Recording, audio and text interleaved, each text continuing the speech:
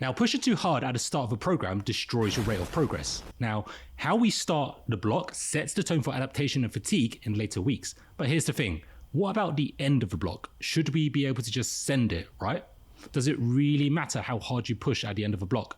And if it does matter, how hard should you end your training blocks? So this is the question that I'm going to answer today. Now, if you're new here, my name is Norman Chung, and I've been coaching powerlifting, including international lifters, for over 13 years.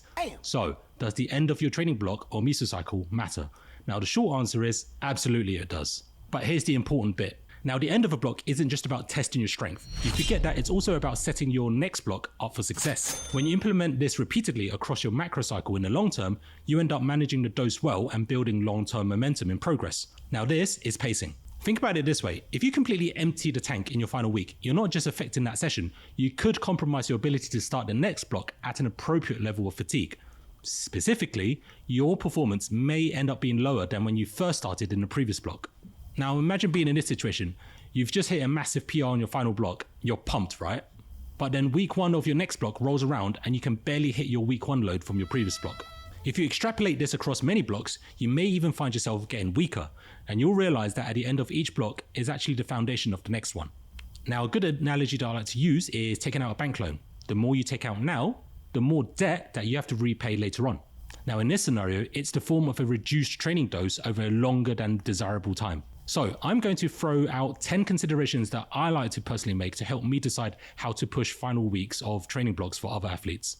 So what do you need to consider? The first one is the subjective physical state of the athlete. First up, how's the athlete feeling heading towards that final week? You may need to ask how they are feeling physically. Are there any muscles or joints that are starting to flare up? Are they dealing with anything more than just DOMs or any even signs of strain? If something feels a little bit off, don't ignore it. That's the first red flag.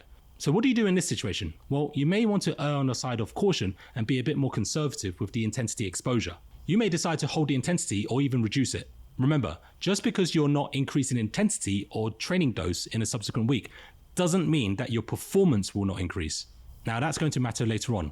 This is essentially auto-regulating around athlete response. The second consideration is progression of intensity through blocks. Now the next factor is one of the early considerations. Now, how you progress intensity throughout the block matters just as much as how hard the final week is. Assuming that you're using a progressive approach, you need to think about, is the increase in intensity steady and manageable?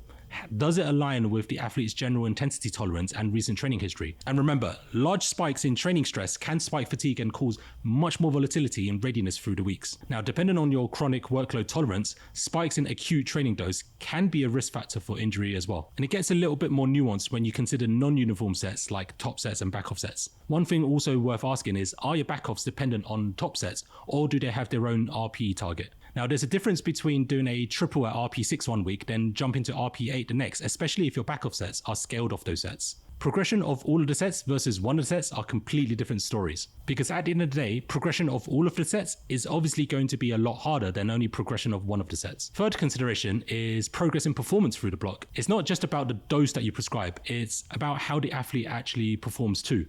Now, inputs matter, but outputs tell the story. Now, performance monitoring isn't perfect because there's chaos in biology. The effects of life stress, sleep, and all the rest of the external stressors impact your body. There's always this constant background level of stress and physiological events that impact you.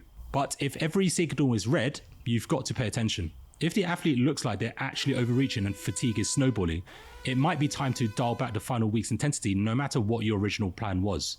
Like Mike Tyson once said, everyone has a plan until they get punched in the mouth. Now, if you ignore those signs, you'll expand a fatigue debt that needs to be repaired later on. And that could mean needing a longer deload or even reducing training volume more than planned. So sometimes it may be more important to deload earlier.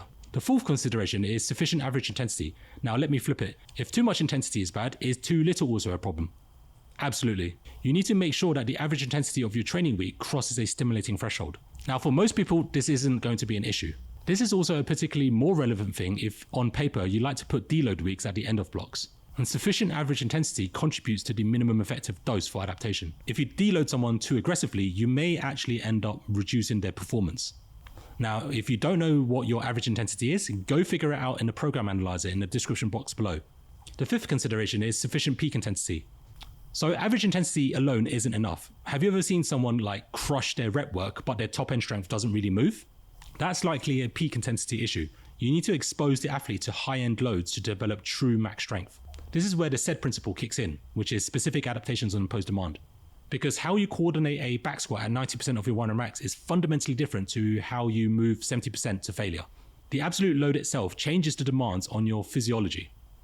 Also, on a skill level, how you coordinate your body when you have 85% on your back in a back squat is going to be different than doing a really hard rep of 75%. As a rough guide, aim for at least 85% of your 1 max, and that's often a single at RP 4 or 5. The sixth consideration is consequences for the next block. Now, this one requires more future vision, meaning considering what objective that you have for yourself or the athlete after this block. So the questions you need to ask is, where do you want your athlete to be in the next week or next month? This depends on your periodization philosophy. Things that you may need to ask yourself is, do you prefer a homogeneous block with similar structure? Or do you prefer to alternate between high and low stress blocks? And the ultimate question is, do you want them to feel fresh or strong or somewhere in between? Now, you can't predict the future, but you can influence it by shaping the conditions that the athlete will be adapting from going into the next block. Seventh consideration is training history. Now, let's zoom out. Recent training history matters quite a bit. Now, it gives you clues about how the athlete will likely respond to this week's training. By seeing how the lifter's top end performance responds after certain weeks with certain intensities, you can gauge what may happen to lifters. Older training history is probably going to be less useful. It's already adapted for. Once adaptations are made, the athlete's dose response profile probably changes to an extent. Now, when adaptations are laid upon adaptations, the profile of the athlete evolves even more.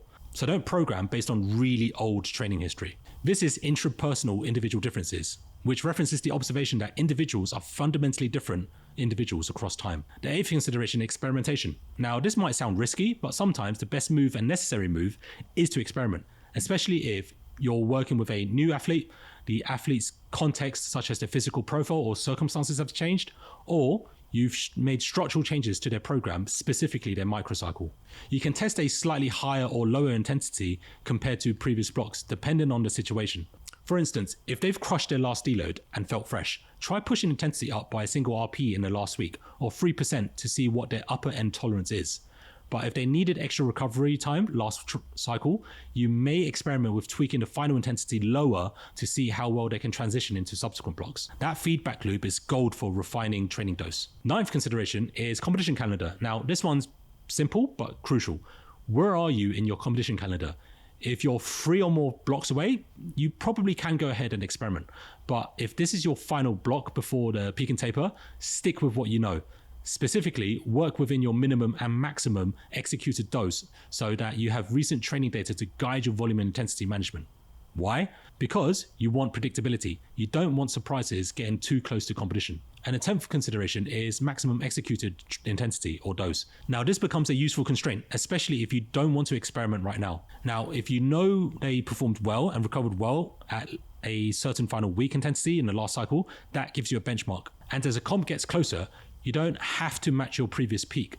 You might even dial it back a little to play it safe. If you guys found this video useful, please click like and subscribe, and I'll see you guys on the next one.